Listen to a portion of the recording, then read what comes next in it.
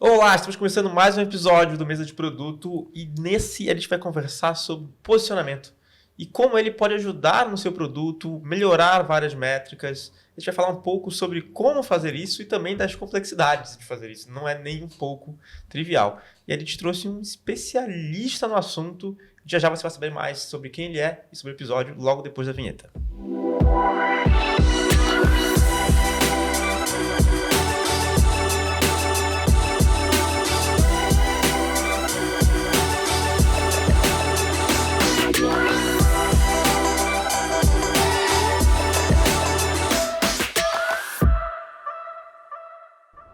Eu tô super empolgado por esse episódio porque acho que tem coisas interessantes pra gente discutir aqui, debater e talvez discordar. Farina, como você tá se sentindo aí? Eu tô bem animado também, eu gosto bastante desse tema. Venho de marketing, mas já saí do marketing há muitos anos, né? Gosto bastante. E a gente tá aqui hoje com um convidado mega especial. Ele é autor deste livro aqui, A Mentalidade de Marketing, que a gente não vai deixar o link porque está esgotado, né? Mas a gente espera que tenha novas edições. É o Thiago Latorre. Thiago Latorre também é o único consultor Latam da RIS, que é uma grande consultoria de posicionamento. Ele sabe falar melhor do que eu sobre ela. Então, Thiago, fica à vontade para se apresentar, te dou as boas-vindas. E já queria, na tua apresentação, que tu trouxesse para a gente qual que é a tua visão sobre posicionamento. Cara, em primeiro lugar, acho que é um prazer estar aqui com vocês. É importante dizer que essa área de produto é meio nova para mim.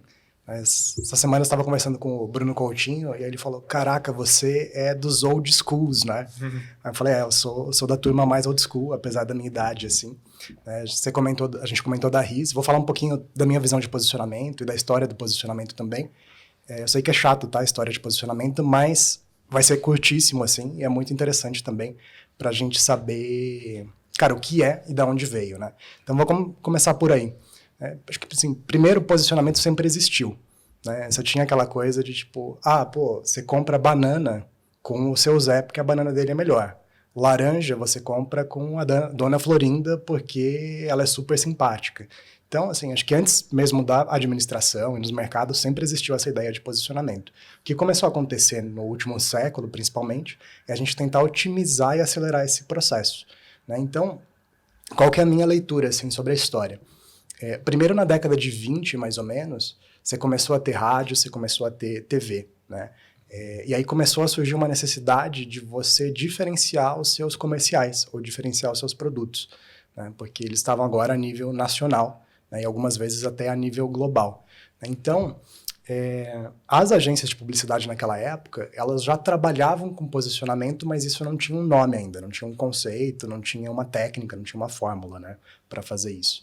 Então, beleza, começou lá na década de 20. Década de 40, começou a se usar um pouquinho os termos de posicionamento.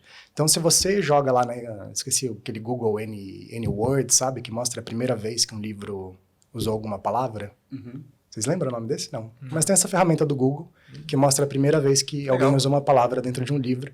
E aí, na década de 40, o pessoal começa a falar não de posicionamento, mas sobre você posicionar um produto no mercado, né? Então, começa a surgir isso. Tá? E aí chega um cara que acho que vocês conhecem, na década de 60, que foi o primeiro, que foi o Rosser Reeves, que criou o Unique Selling Proposition, né? Então, basicamente, o que ele falava pra gente nesse conceito dele?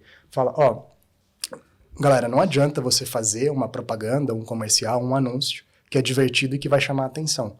Tipo, a estrela disso tem que ser o produto, e esse produto tem que ter um diferencial em relação à concorrência.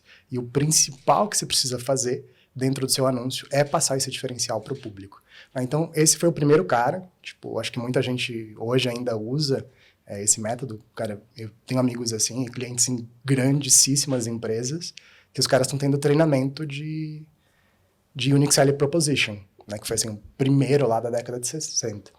Então, beleza. Eu lembro, o conceito de funil, né, veio da década de 50, inclusive, também, né, o AIDA, né, o Atenção, Interesse, Desejo e Ação. Não, antes. É por aí também, né? 1800 e alguma coisa.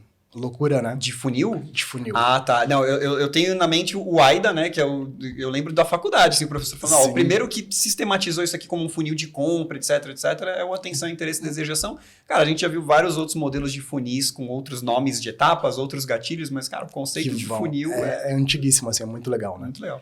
E aí, beleza, na década de 60, né, então se criou esse do Unique Selling Proposition, e depois o Ogilvy também, super famoso, né, da agência grande, ele criou um outro conceito paralelo, que era o de personalidade de marca, que fala, tipo, não adianta você ter um anúncio e você ter um diferencial, mas todo esforço que você faz de comunicação, ele serve ali para você criar, no longo prazo, a memória de marca na cabeça daquela pessoa. Né? Então, e isso é super bacana. A pessoa se relacionar com a marca como ela se relacionaria com outra pessoa. outra né? pessoa. Então você personifica a marca de certa forma. É super legal, cara. Né? Então começou assim, da união desses dois conceitos, né? Que eu acho que foi a primeira vez que estava se escrevendo sobre isso, estava se discutindo sobre isso, e estava se buscando uma maneira prática, né, de como você faz. E aí, na década de 70, né, o Al Ries e o Jack Trout, eles escreveram primeiro uma série de artigos chamado Posicionamento, então eles foram o primeiro que deram o nome desse tema de posicionamento, né, e até hoje são considerados os pais e os pioneiros disso, e é justamente na empresa que eu tenho a oportunidade de trabalhar. Né. O Al Ries, infelizmente, ele faleceu no ano passado, mas ainda tem várias pessoas que sempre trabalharam tanto com ele quanto o Jack Trout que estão na ativa ainda. Então é muito legal ver essa história de perto. Você né? chegou a conhecer ele? Deu Pessoalmente tempo de você não. entrar na empresa? Pessoalmente não. Eu Pô, estava legal. virtualmente sim, mas ele já estava de bastante idade assim nos últimos anos. Né? Mas a filha dele sim, que Pô, legal. tem seguido o legado, né? A Laura tem trabalhado bastante. Mas o que ele trouxe, assim, de diferente, né? Porque vamos falar, pô, se é uma evolução de conceito, e se já se usava ali desde a década de 20, bacana que ele deu um nome. Mas o que ele trouxe de diferente? O que eles, na verdade, trouxeram de diferente? Cara, uma ideia muito simples, que você não pode tirar o posicionamento da sua cabeça. Para não falar outra coisa. Eu ia falar outra coisa que a gente não pode falar, mas vocês entenderam. Tá? O posicionamento tem que vir da cabeça dos consumidores. Né? Então, acho que é um conceito muito simples de entender. Sei lá, imagina um banco que sempre foi conhecido por todos os usuários por ser seguro e tradicional. Né? E aí, do nada, eles querem se posicionar como tecnológico e digital. Se eles não fizerem todo um trabalho antes para começar a mudar isso na cabeça das pessoas, a hora que eles soltarem essa mensagem ela vai ser simplesmente rechaçada pelo público. Né? Então, o que o Al Ries e o Jack Trout trouxeram para o conceito, né, foi essa ideia, essencialmente, de, cara, você não pode tirar da sua cabeça o posicionamento, não pode ser uma ideia sua. Isso tem que vir da percepção atual do público. Né? E aí você vai, claro, intencionalmente direcionando isso para um caminho ou para outro caminho que é mais interessante para você. Tá? Não é quem você pensa que você é, né? É o que as pessoas... É como as pessoas te veem, na verdade, né? É como as pessoas... É quem as pessoas pensam que você é. Sim, né? acho que... E acho que talvez você tenha até vários casos de cabeça, assim, mas às vezes até um erro de posicionamento desse, você começa, eu era seguro e tradicional, agora eu sou moderno e digital, você perde até os clientes que você já tinha, Exato. que, não, eu prefiro seguro e tradicional, né? Esse aqui eu não gosto. E aí os novos também não reconhecem você assim, porque ainda te acham seguro e tradicional, e você fica sem nenhum dos dois, né? Exato. Cara, eu lembro de muitos anos atrás que eu estava na faculdade e o professor me contou um case, assim, que eu busco até hoje e não achei. Então eu vou contar ele aqui, talvez alguém saiba e consiga falar pra gente. Se você souber esse case, por favor, me manda. Né? Então, pensa que, pô, a gente está falando de uma década muito antiga, pensa a época de preconceito e tudo mais, e tinha uma cerveja que era considerada coisa de homossexual. E aí eles queriam mudar essa imagem. Então, não vamos entrar assim, nos méritos, mas Se eles realidade, deveriam querer isso ou não, né? Mas enfim. história e Ok. acontecia. E aí eles pegaram, acho que um lutador famoso, que eu nem lembro quem é, pra ser o garoto propaganda dessa marca. E aí o que aconteceu? As pessoas começaram a ver essa cerveja como coisa de cabra macho, que é o que eles queriam, ou eles acharam que o lutador agora tinha trocado de lado, né? Então, cara, eu já procurei esse caso, talvez seja só uma anedota, assim, professoral, mas acho que ela é muito, muito válida, né? Então, Brincadeiras à parte, quando o Pelé fez aquele comercial de impotência... É verdade, pô, exatamente. A galera começou a tirar sarro do Pelé, né? Você vai pôr atleta, tal, sinal de potência. Verdade. Então tem isso, né? Que o posicionamento ele não pode ser um salto. Não pode ser uma coisa que vem da sua cabeça. Vocês sabem o que eu queria dizer, que eu não posso dizer, né? Mas ela vem da cabeça das pessoas e você tem que direcionar isso para um lado ou para o outro. Tá? Depois, eu fiquei com uma dúvida aqui. Você falou que você tem que vir das pessoas. Só que quando você é uma marca que você, ou um produto também, que você impacta diferentes pessoas e elas podem ter percepções diferentes de você? Cara, tá, essa é uma discussão interessante, tá? E eu vou adicionar mais uma Aham. pimenta aqui. Você tem um público atual, que é o público que já tem uma percepção de você, e você tem um posicionamento para esse público, e você quer um novo público, mas que você sabe que esse posicionamento atual não encaixa nele. Beleza. Então, Que é um dilema clássico de quero crescer, né? sim. Então, legal. Primeira coisa é assim, o posicionamento tem que vir da cabeça das pessoas. Não significa que você precisa seguir o que as pessoas estão te dizendo. Você pode influenciar. Você pode influenciar, O induzir. case da Havaianas, né? Exato, De reposicionamento eu ia da falar da Havaianas é Não maravilhoso. conheço. Ah, você ia falar desse? Ia Pô, falar esse desse. manda bala, cara. Não, pô. Não, é contigo, cara. Você é o Cara, convidado. a Havaiana era conhecido como coisa de pobre. Quem usava Havaiana é quem não tinha dinheiro. Aí imagina se eles vão e simplesmente falam, não, agora a gente vai produzir uma mensagem falando que é coisa de rico amanhã. Não vai, cara, não vai. Então, assim, você tem que entender aonde percebe hoje. Ah, mas é uma marca nova. Ainda não existe percepção nenhuma. Então, beleza. Se não existe percepção nenhuma da marca, não existe posicionamento daquela marca. E aquela marca não pode trabalhar o posicionamento. Ela pode trabalhar uma hipótese de posicionamento. Tipo, pô, eu gostaria ou eu acredito que essa é a estratégia a ser seguida. Então, essa é a segunda pergunta que você tinha me feito, eu não lembro da primeira. É quando você tem públicos diferentes. Públicos diferentes, né? Que te veem de maneira diferente. Beleza. né? Isso é bem importante. Tá? Às vezes, até a gente estava conversando antes da gravação, né? Você falou de países diferentes, veem a uma marca de jeito diferente, mas às vezes dentro do próprio país você tem dois segmentos, né? Que veem aquela marca diferente também. Tá, legal. Então, assim, tudo que eu vou trazer aqui é a minha visão, né? Claro, e acho que muito também representa a visão da RIS, algumas coisas não. Mas imagina um triângulo, tá? Aí divide esse triângulo no meio. Então, a parte de cima você considera tudo que é comunicação above the line. Uhum. Tá? Na parte de baixo desse triângulo, você considera tudo que é comunicação below the line. Então, tudo que é comunicação de massa, que chega para todas as pessoas, e tudo que é comunicação que chega só para determinados grupos. Então, o posicionamento de marca, para mim, é a parte de cima do triângulo, onde você está trabalhando a comunicação de massa, porque você quer amplificar alguma coisa, né, de percepção da marca para aquilo. Você pode ter ações de comunicação e ações de outras coisas para esses subgrupos. Mas, na verdade, se você não conseguir definir qual que é o topo da sua pirâmide e o que realmente te coloca para frente, né, você não tem uma marca sólida. E aí, eu tenho públicos muito diferentes, tenho diferenciais muito diferentes, você vai ter que abrir uma marca para cada coisa. É interessante, cara, a gente parar para pensar isso. Eu tenho um podcast também, que inclusive vocês patrocinam. Sim. Né? A gente não falou sobre isso, mas... A gente pode deixar o link do podcast aqui também. Podemos? Exatamente. M15 Podcast. E aí eu trouxe lá, por exemplo, o exemplo da Apple. Né? Cara, para pensar que a Apple foi uma das primeiras empresas de produtos de massa, de eletrônicos, que começou a usar marca para cada um dos produtos. Então, tenta lembrar de todas as marcas que faz computador, celular e tudo mais antes. O que eles tinham? Eles tinham, sei lá, Samsung X9, Ericsson 2000, né? E qual que é a promessa de marca desse produto? Cada um desses produtos tem um público. Cada um desses produtos tem um diferencial. Portanto, ele deve ter uma marca. Né? Senão, ele perde esforço ali no caminho. Sabe? Então, se você tem um produto tão diverso que ele atende vários públicos com propostas de valores ou promessas de marca totalmente diferentes, você tem um problema aí de elasticidade de marca, porque você não pode ser tudo para todo mundo. Quanto mais coisa você bota dentro de uma marca, mais o elástico vai se alargando e uma hora não vai caber. O pessoal vai falar, não, mas o que é isso aí? E cara, abrir marca dá trabalho? Dá trabalho, mas você pode fazer. Né? A gente pode falar um pouquinho depois sobre, acho que as fases do posicionamento, assim, né? Por exemplo, a gente falou de RIS e muitas vezes o RIS é associado a produtos físicos.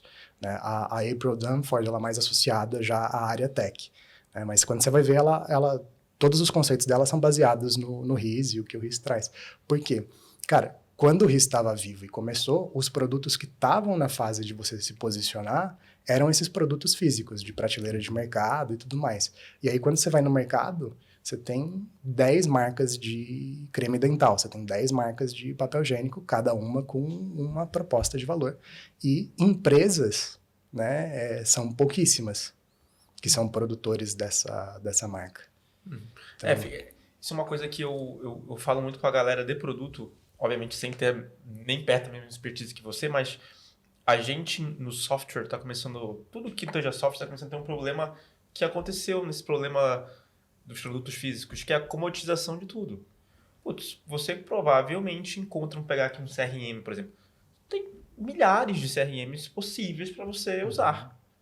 Você pode pensar em educação, tem milhares de escolas para você educar. Enfim, então também é um oceano bem vermelho e quando não é, ele vai ficar vermelho muito rápido. E aí, muitas vezes, na área de produto, a gente pensa em se diferenciar com funcionalidades. Então eu vou criar uma feature X. Só que vai passar um mês ou até menos, a concorrência vai criar a feature X também. Vai copiar. E aquele é um novo padrão de mercado, né? E vira um novo must-have. Você não consegue ter esse produto se você não tiver a feature X. As features não são diferenciadas, elas até podem ser. Diferenciação, elas são temporárias e é um tempo muito curto. E isso é uma dúvida que eu tenho, talvez o pessoal da mais de gestão de produto tenha, que é, beleza, então como eu crio um diferencial que não é só feature? Então, Que eu acho que o posicionamento talvez apoie nisso. Beleza. É porque você está pensando, não você, claro. Todo mundo está pensando pela ótica errada. Porque quando você pensa em diferenciação, você está pensando em ser diferente de algo. Ou seja, você já está pensando em se comparar a alguma coisa. E aí é simplesmente incremental. Pô, esse aqui é um pouco mais rápido. Esse aqui tem tal feature. Isso aqui tem tal coisa. E tá, o que a gente tem trabalhado hoje na RIS, e aí eu posso falar que é uma visão da RIS mesmo, porque o nosso logo ele é em chinês, né? Tá escrito RIS, depois tem na China. Eu acho que isso a gente estava conversando antes, mas não conversou no podcast. Sim, vou explicar, vale trazer, eu vou explicar o porquê, mas só para não perder o fio da meada, tá? Embaixo do logo tá escrito lá em chinês, definição de categoria. Então, o que a gente acredita hoje que é a grande sacada do posicionamento que você precisa fazer? Você inaugurar uma categoria. Vamos falar um pouquinho sobre isso, tá? Deixa eu pensar algumas marcas da minha cabeça. Uma legal. Uma carroça sem cavalos. Uma carroça sem cavalos é um produto com diferencial. O carro, que o Carl Benz lá criou esse termo, o carro, já é uma outra categoria, já é uma outra coisa na cabeça das pessoas. Você tinha bebidas isotônicas. Então, tinha um monte de bebida desses soros e tal. Coca-Cola criou o refrigerante. Você tinha 1001 hamburguerias. McDonald's criou o fast food. E aí você cava a sua marca naquela categoria que você criou. Naquela categoria e vai ter que os você seguidores, criou. né? E vai ter um monte de seguidores Vai que ter vão querer entrar naquela categoria. Mas não tem uma dificuldade extra quando você está criando uma categoria de explicar para o público o que é essa categoria? Cara, tem. Então, assim, se você quer ser líder de mercado, você vai ter trabalho. Você cria o seu mercado. Na verdade, você vai pegar, né? Mercado. Mas só para pensar em mais alguns exemplos, assim, para ajudar a construir, que eu acho que tem exemplos também mais novos, né, que a gente consegue ver. Então, a gente parou, por exemplo, no McDonald's, aí você pega a Coca-Cola, vou pegar um outro. O Neobank, por exemplo. Cara, eles criaram a categoria de Neobank. O Nubank criou a categoria de Neobank. Confundiu os dois na hora de falar. Mas, cara, é um puta case brasileiro e legal. Né? E você precisa ficar explicando o que é o Nubank? Os caras colocaram no nome. Se você for procurar na Wikipédia hoje, Neobank é uma categoria de negócio. Né? Então, assim, dá trabalho, mas as pessoas entendem. Vamos pegar um exemplo mais recente ainda. O Meta lançando o óculos de realidade virtual e a Apple lançando o Spatial Computing. Você vê como é uma coisa simples na mudança de categoria, que muitas vezes você nem precisa explicar tanto, só que, cara, foi um fracasso. quando o Meta lançou os óculos de realidade virtual, e talvez fosse a mesma coisa do Apple Vision Pro, mas quando você coloca de outra maneira, né? E realmente, a Meta não soube explicar bem o que era aquilo, para que era aquilo, até o nome era confuso. E já usou Metaverso, que era um nome que já tinha desde o Second Life, né? Que já Sim, estava meio exato. batido até, né? Metaverso, a galera fala, Second Life não deu certo, isso aí não vai dar certo também. E a aí Apple... agora vai dar certo, mas com outro nome. E a Apple, você falou Spatial Computing, mas eles nem falam tanto sobre, né? Eles falam muito sobre Apple Vision. Apple Vision. É Vision. Sim. Tipo, simples, você vai ter uma visão diferenciada aqui, realmente. O produto é até parecido, tem vídeos comparando, Sim, você olha, sim. O razoavelmente Zuckerberg gravou um vídeo, né? batendo. A né? diferença é simplesmente uma questão de posicionamento.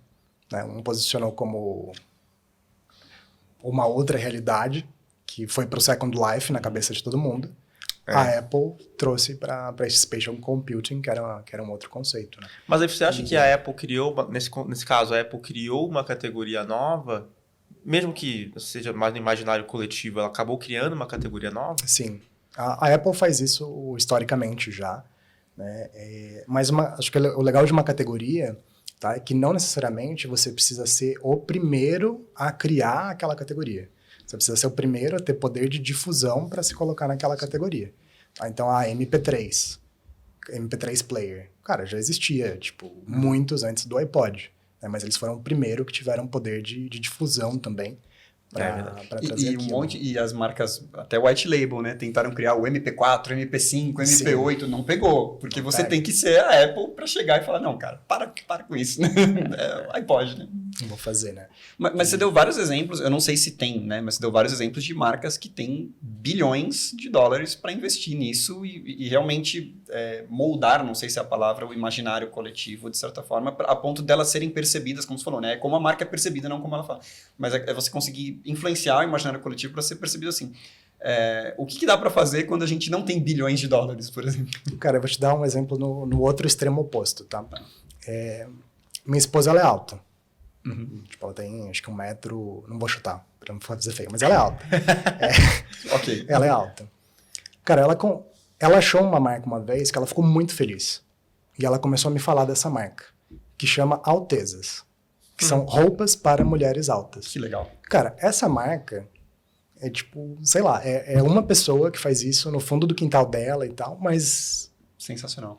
ela tá criando ali uma nova categoria, porque uma nova categoria não precisa ser algo totalmente fora da realidade. Cara, banco, neobank, tá? Carro elétrico. A hora que eu falei carro elétrico, já veio uma marca na sua cabeça. Talvez algumas duas, ou 3. Deixa eu puxar essa outra questão sobre posicionamento, então, já que é bem interessante. Tá? Então, assim, qual que é o objetivo, né, de você posicionar, ou como que funciona o posicionamento de maneira geral? Cara, o posicionamento parte do princípio que o consumidor ele tem ou uma necessidade ou um desejo, que ele conheça ou não. Mas primeiro na cabeça dele vai aparecer uma faísca ali, do tipo, eu quero uma cerveja premium. E aí, o que ele vai fazer? A partir disso, ele vai lembrar de 2, 3 ou 4 marcas, que são as marcas que ocupam aquela categoria na cerveja dele, para ele escolher entre aquelas marcas que ele quer. Né? Então, assim, qual que seria o maior trabalho, né, de alguém que está buscando um posicionamento? Tá entre uma das top 3 marcas mais lembradas por algum público para alguma necessidade ou desejo. Então, eu acho que a gente acabou se aprofundando muito nessa questão de categoria, que é algo mais novo, e também a gente não falou do básico, que é o que o posicionamento busca, que é basicamente isso. O share of mind ali, né? Você ser lembrado ali, né? Eu uso um termo um pouquinho mais específico, mas que não é só o share of mind, mas que é o preference of mind. Tá? Da pessoa não só lembrar de você, mas ela ter preferência pela sua marca para aquela questão específica. Acho que o Apple Vision e Meta fica claro. Se a gente fala em óculos de realidade aumentada, provavelmente lembraria das duas, mas eu não ia querer o da Meta. Por mais que seja igual. Eu não ia querer o da Meta. E acho que isso vale para tudo, assim, para tudo que você tem na vida. Toda coisa que você fala, vou usar, que nem você falou, um CRM, vou usar um RP, vou usar... Você vai lembrar de uns 3 ali. E aí, quando você começa a criar novas categorias, né? Ah, não, isso aqui não é um CRM. Isso aqui é um CRM para tal segmento. Pô, é uma nova categoria já. Né? Isso É por isso que eu te perguntei o quanto que é custoso você explicar para a pessoa que é uma nova categoria. Eu já entrei em muito site de software que eu saí do site sem entender o que aquele software fazia. Cara, legal. Porque era mais fácil ele me dizer que ele era um CRM do que não. É um novo automatizador de fluxos de não sei o que lá. Eu falei, cara, o que exatamente é isso? Ah, é um CRM? Ah, beleza, é um CRM. Sim.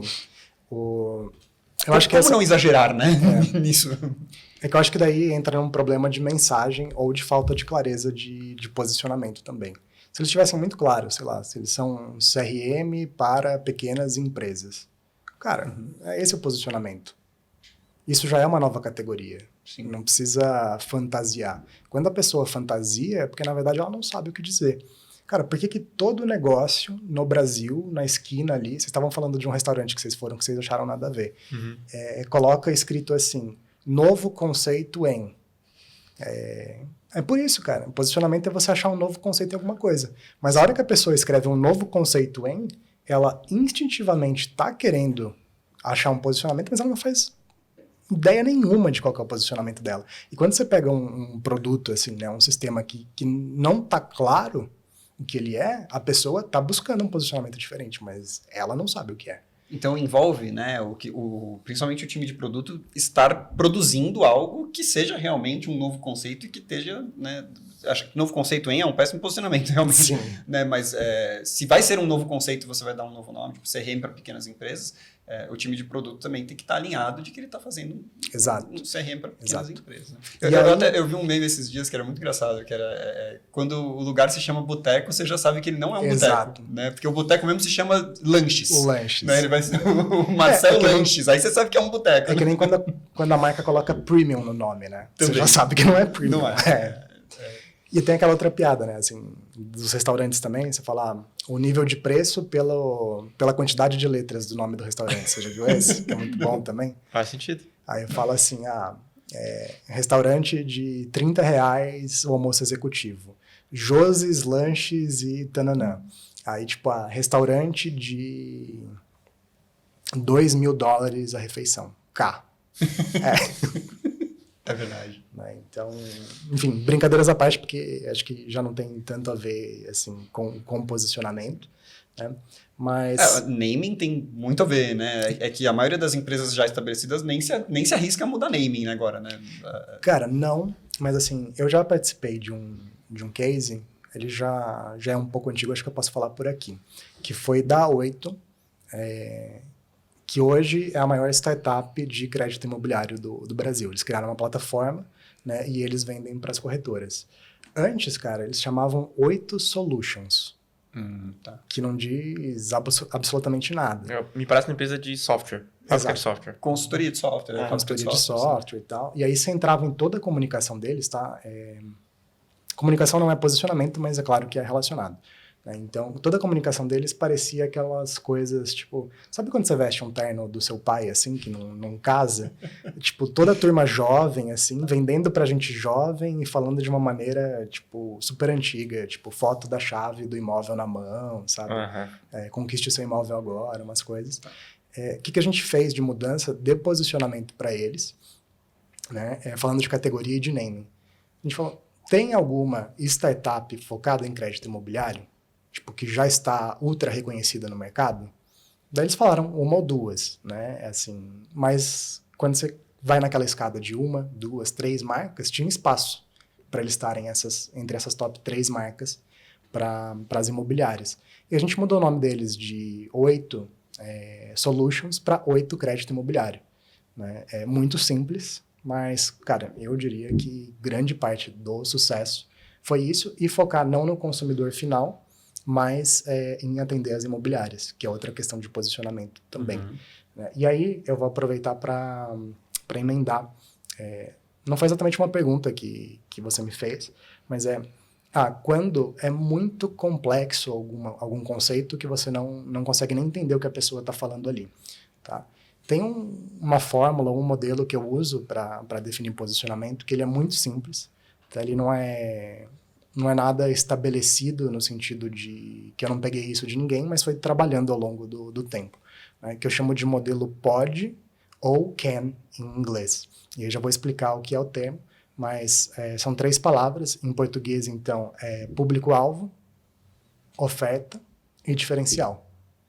Então, um posicionamento, ou na verdade uma hipótese de posicionamento, nada mais é do que você definir o público-alvo, né, daquela marca, você definir qual que é a oferta, ou como que você vai embalar essa oferta para o mercado, tá? Então, oferta aqui não é no sentido de promoção, tá? É no sentido do que você oferece. Tá? Uma oferta para o mercado. E o diferencial também, que é o que você está se propondo a ser diferente. Eu prefiro o inglês, porque em inglês o N é de novelty. E aí a gente não tem aquele problema que a gente falou de diferenciação, né? Que é o que te torna único, não o que te torna diferente de outra coisa, tá? Então, assim, definir posicionamento, para mim, essencialmente, é você escolher, né, essas 3 coisas e você ter isso muito claro na empresa. E aí vocês até estavam trazendo um exemplo, né, que você falou, mas quer dizer, então, que o posicionamento, ele influencia o produto também, o desenvolvimento do produto? Para mim, sim. Né? Eu não lembro se eu falei no começo, na história do posicionamento, eu parei no RIS, né? Acho que eu parei no RIS. Sim. Acho que o próximo cara que pegou e evoluiu super esse conceito, para mim, foi o Michael Porter, que ele falou justamente, tipo, cara, esse negócio aí não é marketing. O RIS abre as palestras dele falando assim, eles chamam o que eu faço de marketing, mas isso não é marketing. Né? Isso tem mais a ver com a estratégia do negócio em si. Total, cascateia em tudo. Sim. No messaging, no produto, no portfólio. Na cultura da empresa, nas pessoas que vão trabalhar, na energia da equipe, tipo... Então, é isso que leva para frente, assim. Por isso que esse framework, né, o POD ou o CAN é de Core, Audience e Novelty. Mesma coisa. Tá? O que é o core do seu negócio, qual que é a audiência, o que te torna único para aquela audiência. Então, cara, isso influencia absolutamente tudo. Só que nem a gente falou, isso não pode ser tirado da sua cabeça. Né? Eu tenho dificuldade. Tudo bem. Não pode ser tirado da sua cabeça. Né? Por quê? Porque você tem que acertar essa hipótese que você está levando. E aí tem um outro modelo que faz parte desse CAN que eu uso também, que é você tentar descobrir da melhor maneira possível se a hipótese que você tem é a hipótese ganhadora. Né? Então, eu digo que para você ser a hipótese ganhadora, você precisa de 3 coisas. Assim. Então, é um diagrama de Venn. A primeira coisa é a visão dos fundadores e da cultura da empresa. Se você propõe uma coisa que sai totalmente da visão dos fundadores e da cultura da empresa, pode acontecer, mas você vai ter que mudar os fundadores e a cultura da empresa. Tipo, você não pode ter a galera que está liderando o barco e puxando o barco, levando, né, a marca ou a empresa para um rumo que não é o que você quer. Então, essa é a primeira coisa. A segunda coisa que você precisa ter é um diferencial competitivo sustentável. Aí sim, você precisa fazer algo melhor ou de uma maneira diferente, você precisa resolver uma necessidade ou um desejo melhor do que as outras empresas estão resolvendo. Né? Senão, também, é o que você falou, vira commodity. Qualquer um está fazendo aquilo e aí é quem chega primeiro. Se der, vamos lembrar de falar um pouquinho sobre ciclo de vida de mercado, que posicionamento tem a ver também com ciclo de vida de produto e de mercado. Mas só voltando, né, no exemplo, no modelo original. E a terceira coisa é uma oportunidade de mercado. Porque se você não tiver a confluência desses 3, o seu posicionamento é falho. Você pode ter, né, um produto que tem um diferencial sustentável, faz alguma coisa diferente, está super alinhado com a visão dos fundadores, só que não tem uma oportunidade de mercado naquele momento. Então, na verdade, isso é um sonho, né? É algo que está ali só para fazer. Você pode ter uma coisa que está alinhada com a visão dos fundadores, que existe essa oportunidade de mercado, só que você não consegue entregar nada diferente. Então, eu chamo de golpe, assim, que é uma palavra muito forte. Mas, na verdade, eu quero entregar isso. Tem gente querendo isso. Mas, na prática, eu não consigo entregar. Você entrega meia boca ou nem isso ainda? Algo ruim. Nem isso. Acontece bastante. Acontece. Acontece. A empresa tem aquela visão ultra inovadora, mas às vezes nem a tecnologia está pronta para acontecer aquilo. Para acontecer, exato, né? E tem esse, e depois você tem também, né, o terceiro caso, que você tem uma oportunidade de mercado, seu produto atende aquela oportunidade de mercado, só que a liderança não está vendo isso, que é muito comum também, né, que é a questão do ponto cego. A gente estava falando um pouquinho antes, né, de entrar sobre um case que eu estava trabalhando aqui na América Latina, que eu não posso trazer ainda, mas era isso, cara.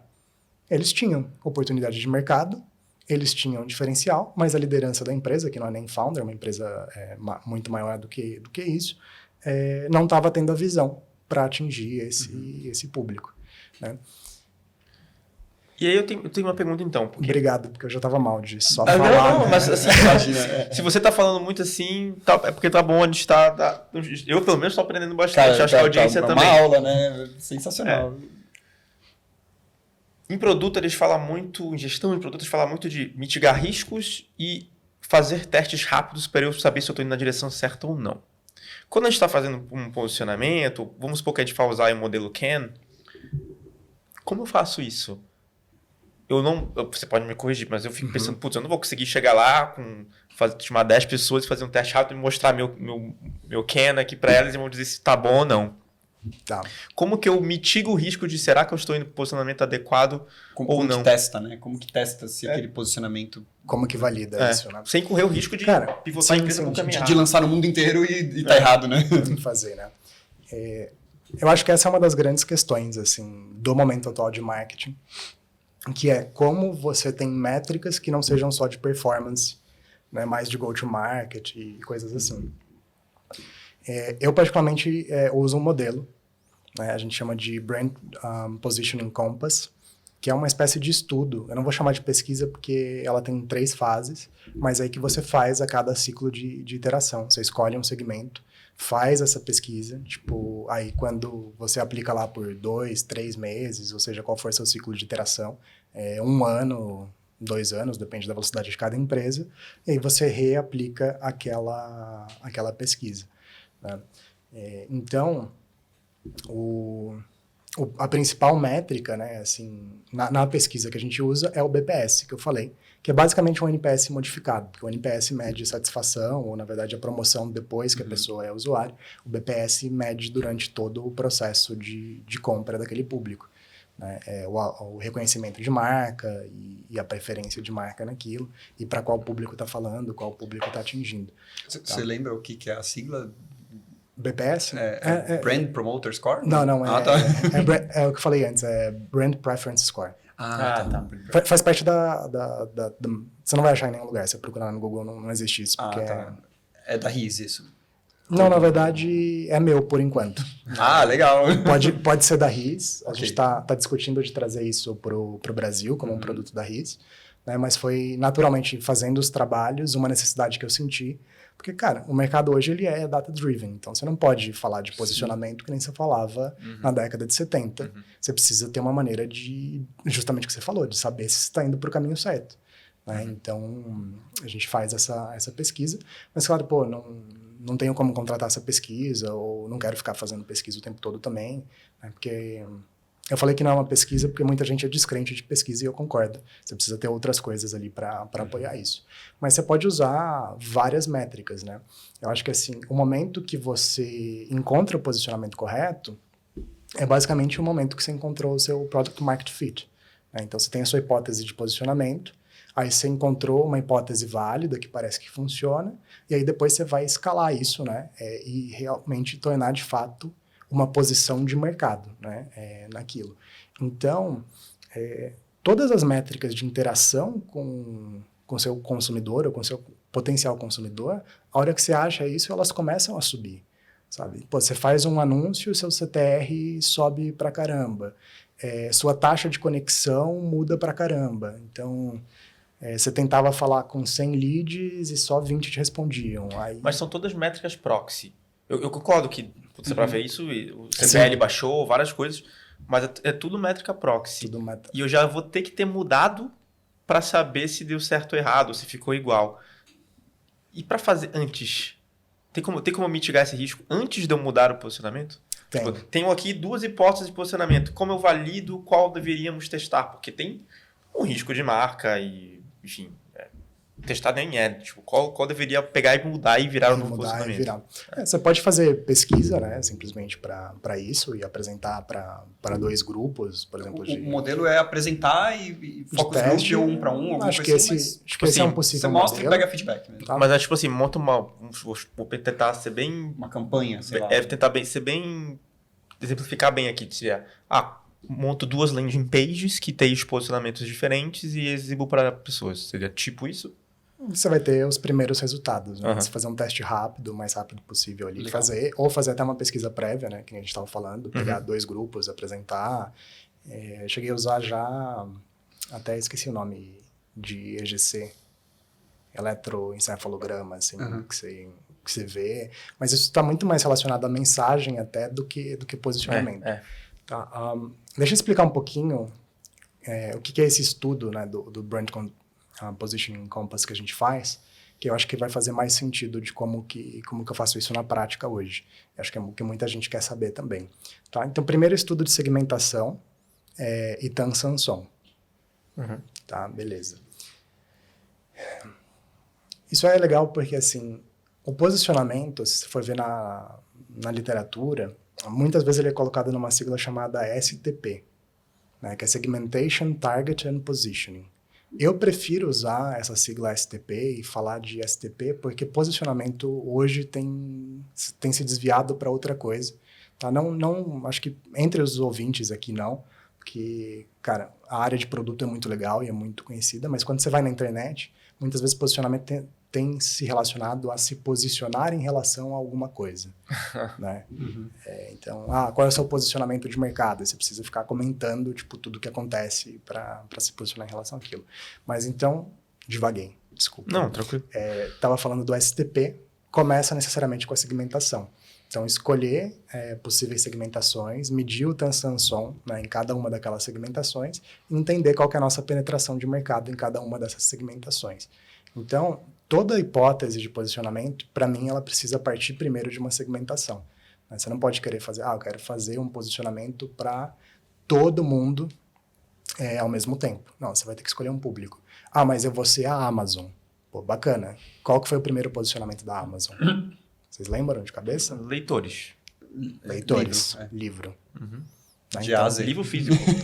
Livro físico. Livro físico, de A a Z. Então, beleza. Esse é o primeiro posicionamento. Conquistei esse posicionamento, eu vou pro próximo no ano que vem. Tá? Então, eu sei que eu estou divagando aqui, mas são coisas importantes de trazer. Não, mas acho que é importante, assim, não começar querendo vender tudo para todo mundo. Né? Os grandes retailers fazem isso, mas eles começaram de algum lugar. E é muito diferente a ambição do que você quer ser, que era o que o Bezos sempre falou, nós somos Everything Store, você entrava lá, só tinha livro. Sim. A ambição é uma coisa e como você está posicionado Exato. e executando é outra. Né?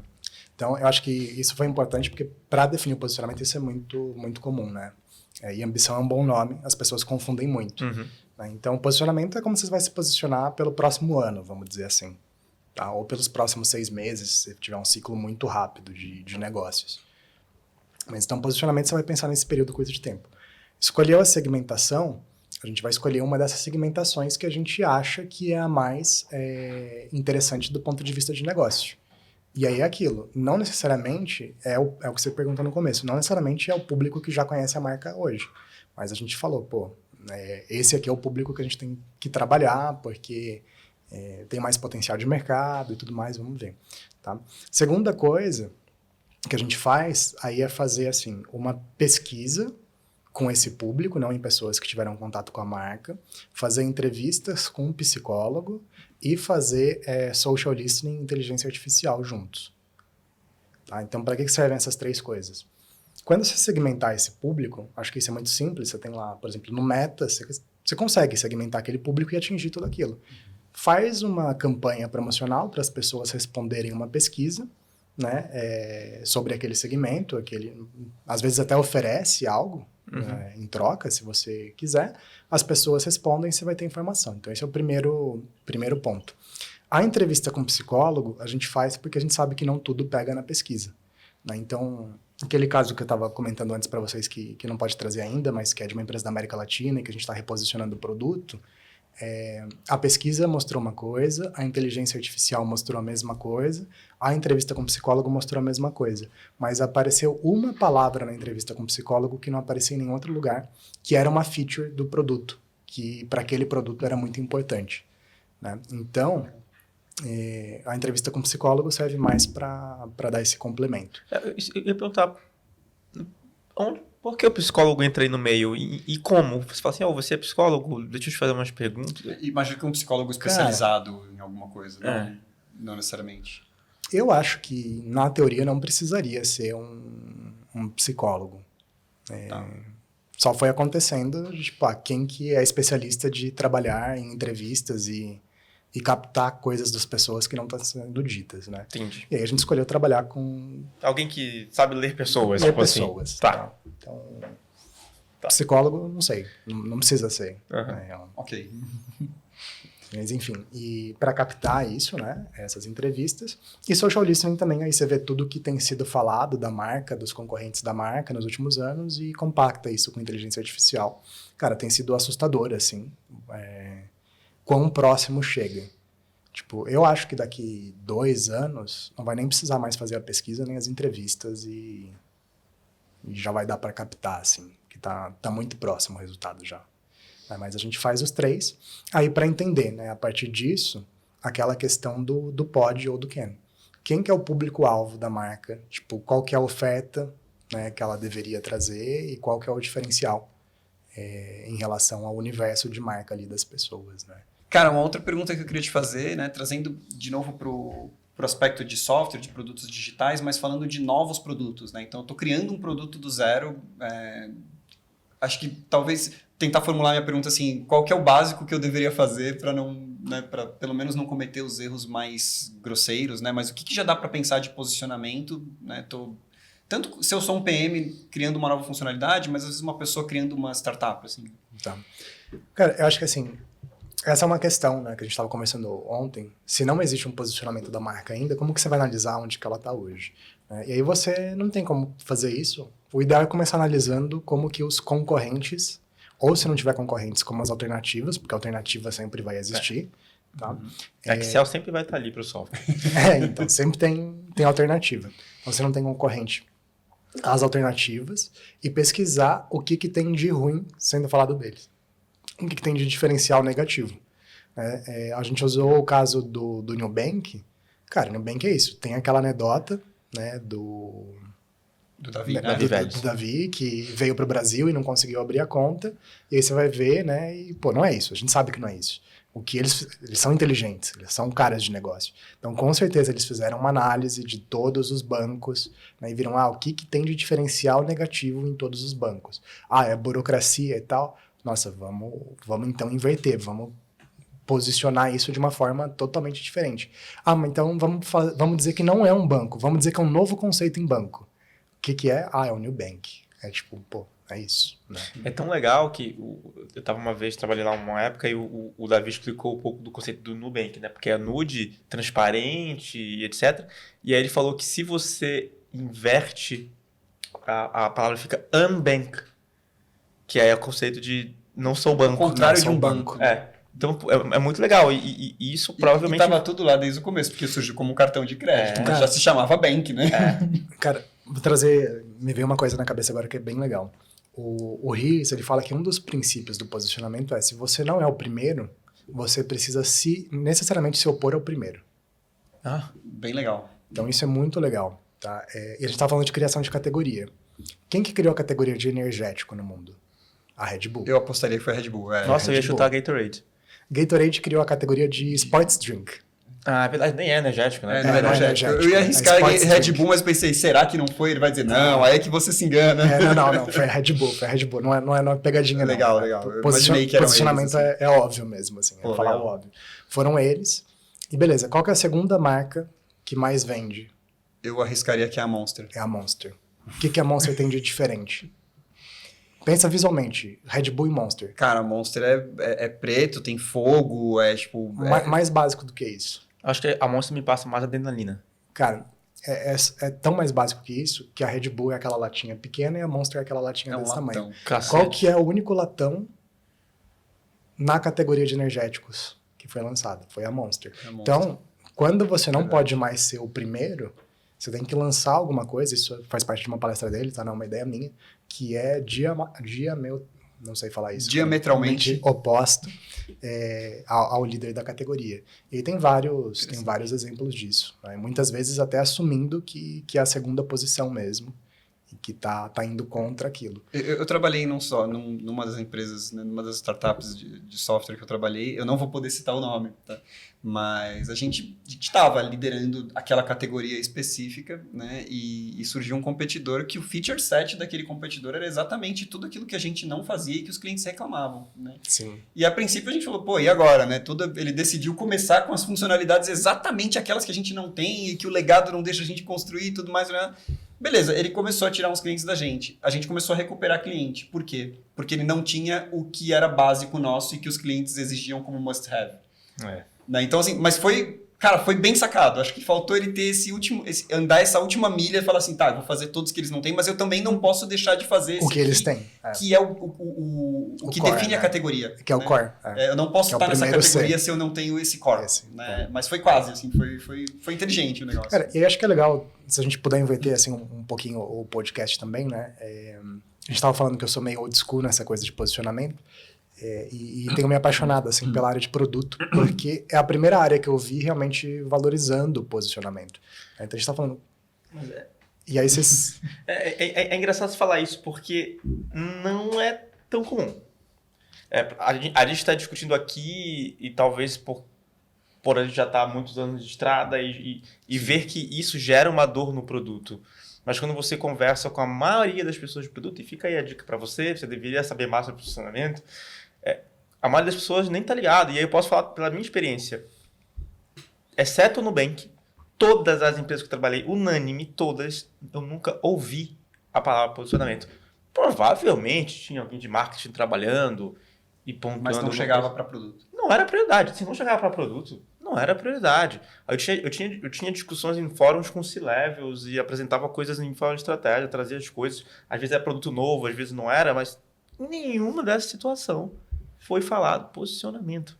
Eu cheguei a ser contratado para uma dessas empresas para tocar uma área nova de inovação, que a gente chamava de Lab na época, e basicamente era assim, o business atual está indo mal, e uma das saídas que a gente está buscando é o Lab para criar um produto novo e virar a nova fonte de receita principal.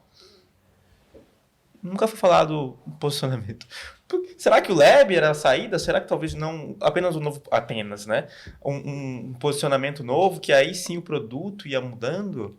Talvez, mas não tentaram isso. O produto, inclusive, é o mesmo lá até hoje.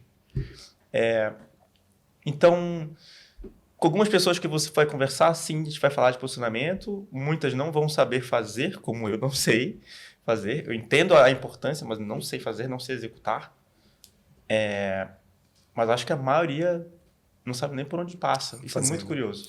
A gente estava falando de empresa... Você contando me lembrou um caso, né? Hoje eu trabalho com 7 unidades de negócio na Bosch.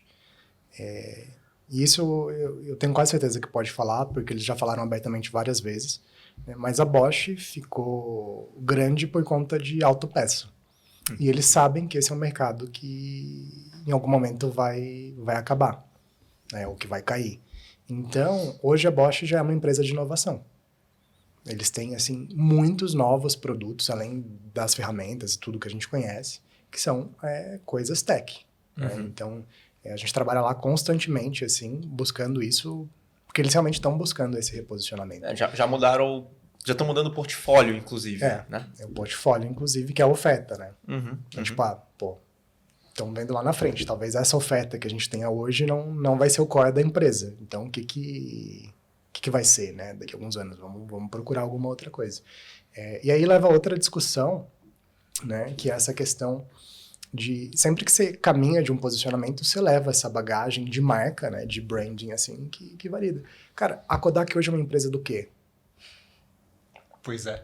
Pesquisa. Não faço ideia. Não tem nada a ver. Não tem mais nada a ver com fotografia. Se eu não me engano, é química. É de óculos, não é? Não. Não, eu acho que eles são uma indústria química hoje. Eles têm uma linha de De óculos também. Com certeza tem, porque eu já vi. Então, assim, pô... Também. No começo a gente falou de share of mind. Você conhece Kodak? Por foto, mas é porque também a minha idade... Sim, eu entreguei a idade falando isso, né? Sim, eu também, mas enfim, a maioria das gerações conhece Kodak. Então, eles têm um bom branding. Você lembra do logo, você sabe o que eles são e tal, mas eles estão lutando para tentar se reposicionar no mercado de alguma forma. Tem um exemplo próximo que é o da Tectoy, né? Quando você pensa em Tectoy, você pensa no quê? Né? Você pensa em videogame, né? Mas eles fazem maquininha de cartão, o hardware da maquininha. Não fazia ideia. Várias maquininhas de cartão, assim, você vê ali, né, a marca do cliente da Tectoy, mas o hardware, o shape dela, etc., é Tectoy em grande parte. Tectoy. E como que eles colocam essa marca? Como que eles... Cara, eu vi isso, eu fiquei nessa surpresa, fui a um evento, né, onde eles estavam lá expondo maquininhas, eu olhei o stand da Tectoy e era, cara, acho que até o mesmo logo ainda, assim, eu olhei e falei, nossa, o que a Tectoy está fazendo aqui? E quando eu cheguei lá, eles, não, é o maior fabricante, é líder de mercado em maquininhas do Brasil, e aí eles tinham lá uma de cada marca dessas que a gente conhece, Stone, Safra, etc., todas deles, assim, eu falei... Uau, não sabia. Né? Mas quem tem que saber, sabe. Exato. E é aquela questão de marca também. Tipo, cada uma dessas maquininhas, pelo que você falou, tem uma marca, né? Sim. E assim, eles não precisam fazer nenhum esforço de reposicionamento comigo. Sim. Né, que jogava videogame. Para eles, pouco importa o que eu penso. Se mas morreu. Mas tá posicionado com quem precisa saber. Sim. Né? A Kodak, aqui no site deles, a primeira... se abre e tem Inkjet Reimagined. Então, coisa de... Impressora? De tinta... de fábrica, mas tem outras coisas. Muita coisa de tinta. Print, Advanced Materials and Chemicals, Motion Pictures. Virou um negócio nada a ver. Eu trouxe esse exemplo, nem lembro o que surgiu, mas para dizer que tipo, a share of mind, ou você ter a marca conhecida, nem sempre tem a ver com posicionamento. Mas teve uma outra discussão que você trouxe também, que é muito interessante, que é tipo, de quem que é a responsabilidade do posicionamento, né? Ou quem faz o posicionamento. Principalmente numa empresa que tem product managers que o posicionamento acaba impactando diretamente no que é aquele produto. Como eu já falou várias vezes aqui hoje, né? A oferta do produto muda. Como você... Enfim, tudo muda. Até a audiência pode acabar mudando também. Sim. Cara, tem um episódio que eu fiz no Marketing 15 Minutos, especial sobre Product Marketing Management. E eu trago um exemplo lá que eu achei muito bacana, que é assim... eu trabalho hoje com o João Apolinário, né, da Polishop. E na minha visão, cara, ele já adota o modelo de PMM há muito tempo. Porque ele tem a Polishop, que é a empresa, mas aí cada produto dele, né, físico mesmo, panela, ele fala, eu sou vendedor de panela, ele zoa. Tem um marketing por trás daquilo, tem uma promessa de marca. Air Fryer, George Foreman Grill, você conhece todas essas marcas. E você entrega a mensagem muito bem, né? Ele não fala que é um grill. Tipo, cara, George Foreman Grill, todo mundo sabe que tira a gordura e você fica mais magro, tipo... Então, você estava falando de função, eu acho que o posicionamento, ele não está atrelado a uma função específica. Mas o que a gente entende na RIS? Que é sempre coisas de alta liderança. Tá? Claro, toda a equipe pode ajudar a participar, a trazer ideias e tudo mais, mas é algo que envolve a alta liderança da empresa. As decisões. Ou saber o posicionamento. A definição do próximo passo de posicionamento. Certo, mas vocês acham que... Ou você acha que a empresa inteira deveria saber o posicionamento atual? Ou nem isso precisa ser informado? Cara, se a própria empresa não sabe, a comunicação está muito falha, né, cara? Mas você diz todas as áreas da empresa, assim, deveriam ter isso com clareza, né? Todo assim, mundo. Financeiro, contas a pagar, não RH, precisa, etc. É assim... Eu digo, tipo assim, a pessoa consegue acessar uma wiki e ver qual é o posicionamento. Não, acho que não precisa disso. Tá. Eu acho que é mais empírico do que isso. Tá. Você precisa saber quem que é seu público, qual que é a sua oferta, qual que é o seu diferencial. A maneira como isso vai ser feito não precisa ser uma prova que o cara decora. Você tem lá o positioning statement, né? Cara, positioning statement é que nem missão e valores. Tipo, o que diz isso a respeito? Mas você citou, mas o que você falou agora é o CAN, né? É o core, a audiência, ou as audiências e o novelty. Uma audiência, tá? É sempre uma audiência? Sempre uma audiência. No meu modelo que eu criei, é sempre uma audiência. Que você pode ter as outras, que são as personas que você vai trabalhar, mas não como parte do posicionamento da marca. Essa é uma dúvida que eu tenho em relação à audiência, porque você pode colocar o frame e a audiência de diferentes maneiras. Você pode colocar um frame, por exemplo, eu quero todas as pessoas que trabalham no mercado digital. E aqui eu vou pegar... E até o mercado digital é algo... Tipo, pessoas vão ter definições diferentes aqui. Ou eu posso falar, não, eu quero pessoas que trabalham com análise de dados. Pá. Qual dos dois é o posicionamento certo para... Se não é a definição certa para essa parte de audiência? Qualquer uma. É uma segmentação, né? Você vai nichar, né? Tipo, mulheres altas. Cara, não legal, importa a idade, legal. não importa onde elas moram. Só que não importa, uma tá tendo mais elasticidade, foi um termo até que você usou de marca, Sim. e a outra tá tendo menos elasticidade de marca. Vamos voltar no caso da Amazon, que eu acho que pode ser interessante isso. Essa audiência, ela vai ser tão grande quanto você tiver capacidade de você colocar. Então, lá atrás eles lançaram como livros, que era a maior audiência que eles tinham capacidade para alcançar, e depois foi mudando, tá? Eu tinha pedido pra gente falar de ciclo de vida de mercado, ciclo de vida de produto, vai entrar nisso agora também. Vai depender muito do ciclo de vida do mercado, tá? Porque imagina carro. Então, Ford tinha aquela questão, tipo, ele foi o primeiro a massificar a produção de carros, ele ia chegar primeiro, ele não vai nichar. Por que ele vai criar um carro para mulheres ricas? Sim. Se ele tem a capacidade de ser o primeiro, se ele tem toda a estrutura para simplesmente dominar todo o mercado. Tanto que ele tinha aquela frase famosa, né? Dos cavalos mais rápidos, né? Não, essa eu não sei qual que é essa. Que se eu tivesse perguntado para as pessoas o que elas querem, elas teriam dito cavalos mais rápidos. Né? Exato. Tanto que no começo, né, que a gente falou, o carro era a carroça sem cavalos, até que alguém criou a categoria. Mas tem uma outra que assim, você pode escolher o carro da cor que você quiser, desde que seja preto. Né? Então era isso. Tipo, cara, no começo do mercado, você é pioneiro, não existe nada parecido, você não vai nichar, você não vai escolher uma segmentação. Quanto mais avançado o mercado tiver, provavelmente mais nichado você vai ter que fazer isso. Mas eu fiquei na dúvida, quem é a audiência da Amazon hoje? Cara, eu acho, não sei dizer, eu acho que eles já estão nesse nível todo de... mundo. Você consegue de ser todo mundo de... não segmentar, por exemplo. Cara, todo mundo de áreas urbanas, né? Tá. Lembra que eu moro no meio da montanha... Eles não entregam lá onde você mora. Sabe quem chega onde... Mercado Livre. Correio não chega. Correio não chega onde Correio não chega, Mercado Livre chega. Por quê? O Mercado Livre é distribuição regional. Uhum. Então, tem a distribuição na cidade mais próxima de onde eu moro, e eles conhecem as pessoas pelo nome e conhecem o local. Então, se eu boto lá Montanha X, entrada 2, os caras sabem entregar. Te conhecem. Me conhecem.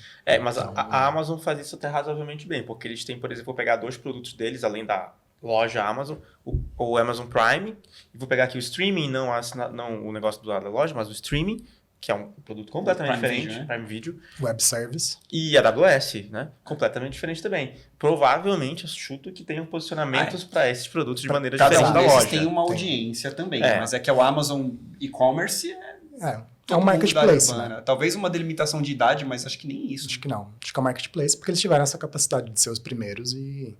Mas aí dentro do Can, eles poderiam colocar... Sim. Hoje, eles né? estão, hoje sim. Mas eles não começaram assim.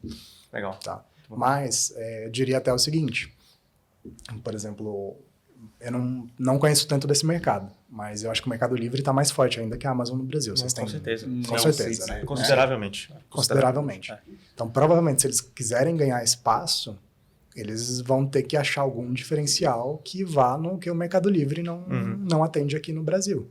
Né? Então, depende muito do momento de mercado, né? Você escolher essa audiência. E aí não tem resposta certa. Acho que a primeira base, né, que é importante é como você consegue segmentar no ponto de vista que você consegue alcançar essas pessoas. Né? Acho que esse é um primeiro parâmetro que você tem que usar ali. Sim.